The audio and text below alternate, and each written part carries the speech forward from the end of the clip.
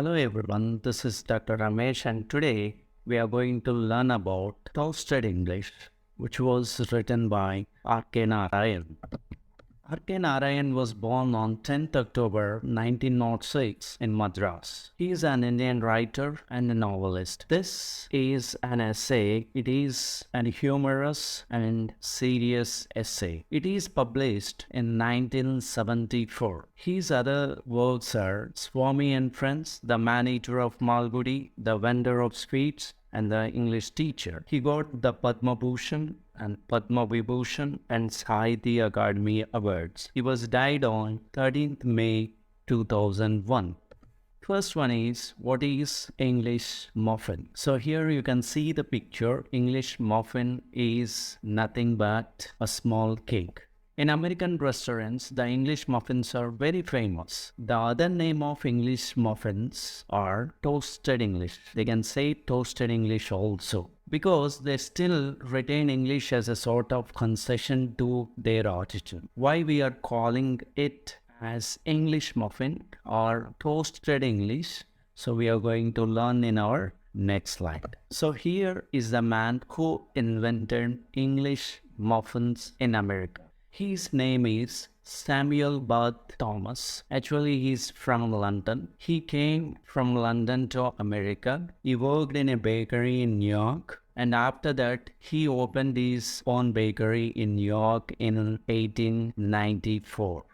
What is the meaning of toast? Toast is nothing but to make brown by heating. So we toast the bread. What is toasted English here? Toasted English, one meaning is small cake. And second meaning, according to the author, is the changes made to English language. That means we toasted English. We made changes to English language. Coming to this lesson, Toasted English, the author is mainly focusing on the difference between British and American English. American English. The author said that, like Indians, Americans too drove the English out of their country but allowed English to stay. That means, like Indians, Americans also fought against Britishers, but they have taken English as their language. But what happened? This language is somewhat different from British English. It may be said to have gone through a process of toasting, but they retained British language English, but they have made some changes to that language. So making changes to language is called toasting here. So because of that, the author is saying that toasted English made changes to English, free from formalism. So here, Americans, what did they do? They free the language from formalism. British English is more formal. American English is less formal. One noticeable result of toasting is that much of the formalism surrounding the use of English has been abandoned. So Americans, they removed formalism, and in America, they have freed the language from the passive voice. So Britishers, they use most of the time passive voice in their conversation, but Americans, most of the time, they use active voice. So here, American English free the language from the passive voice. Signboards in British English. For example, trespassing is prohibited. So here, you can see this type of signboards in British English. So if you take, for example, Indian signboard also, we can say under Municipal Act, so and so, this area has been reserved. So if you want to get into that place, you need to wait for some time. You need to read the whole signboard. Then you need to understand the signboard. Then only you will take the decision. So here we are saying that British signboards are in passive voice and very lengthy ones. But when coming to American signboards are less formal than British ones. They simply say, newly planted, don't walk, or absolutely no parking. So here you can see the variation between British signboards, American signboards. British signboards, they are saying trespassing is prohibited. But when coming to American English, they are saying newly planted don't walk or absolutely no parking. So they are using very simple words, and it is very easy to understand common man also. It is very easy to understand the signboards of Americans. The traffic signs at pedestrian crossings never minds words, they just say go or wait. In American, signboards are very simple to understand, but British signboards are lengthy ones. In passive voice, it is very hard to understand. Office signs in American English. American English uses simple and direct language on office signs. For example, do not enter, keep out. So here he has given an example. In a Hollywood studio, the author saw a door with Mark Stevens, keep out. Who is Mark Stevens? He is a busy television personality who does not like to be disturbed by visitors.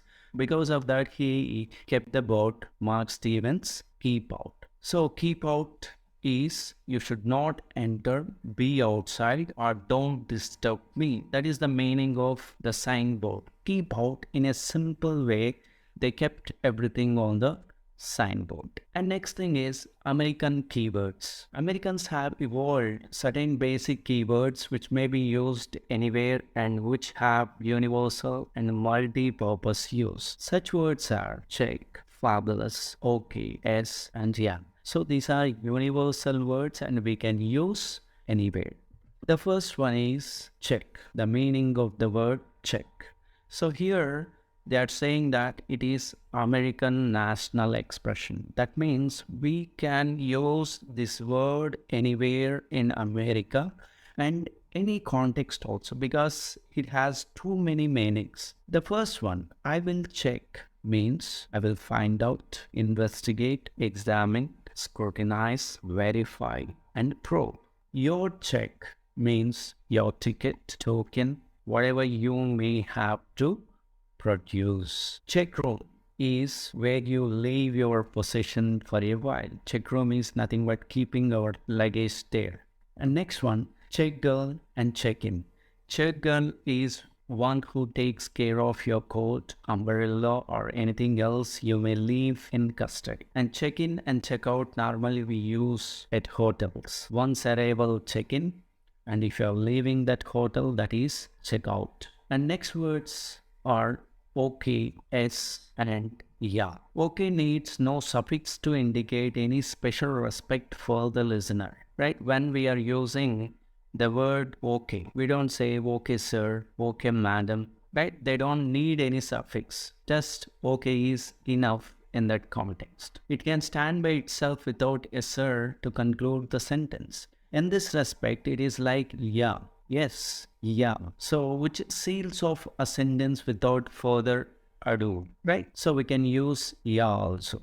Yes sir, yes darling are conceivable, but yeah sir or yeah darling is unthinkable. We can say yes sir, yes madam, but we cannot say yeah sir, yeah madam. So yeah is a little bit informal. Because of that, we don't use any sir or madam with yeah, but we need to use with s. Next, the other he said about on a London bus. How will be the conductor? You will never hear the conductor cry, ticket, ticket. Instead, the conductor approaches the passenger and says, thank you, before receiving the fare and saying thank you, sir, again. On a London bus, conductor approaches the passenger, he says thank you. Then the passenger will give you the money. Then after receiving the money, the conductor once again say thank you sir, and he will give the ticket to the passenger. One can calculate the number of passengers in a bus by having the total number of thanks heard. So here we can understand that if you are able to count how many thanks are there on that bus, for example, 100 thanks, then automatically there are 50 passengers. So before taking fare, the conductor is saying thank you, and after giving ticket, once again he is saying thank you, sir, in Western country. For example, first one, can I help you? What is the meaning of the question? Can I help you in Western country? It means, have you any business here? Somebody is asking you, can I help you? Do you have any work here? Why you are waiting here? Why you are standing here? Do you have any work or not? So that is the meaning of the question, can I help you? Next one is, a man who wants to pass you always says, excuse me, means blocking everybody's passage. In Western country, if anybody is saying, excuse me, that means you are blocking the passage of others, the way of others. Because of that, they are saying, excuse me, keep aside, I have work, I need to go further. And next one is, would you like to wait? So here, if you go to any office and if the receptionist asks you to, would you like to wait, sir? Then automatically we don't have any choice. We need to wait. So that is the meaning of that one. Yes, you need to wait there.